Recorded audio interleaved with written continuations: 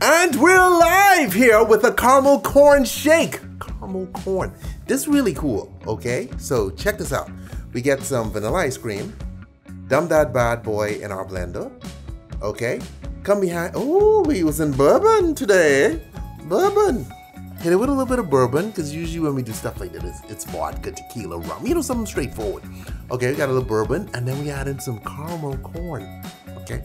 Bought those at the supermarket. Blend, blend, blend, blend, blend. And see, the caramel corn's mixed into that.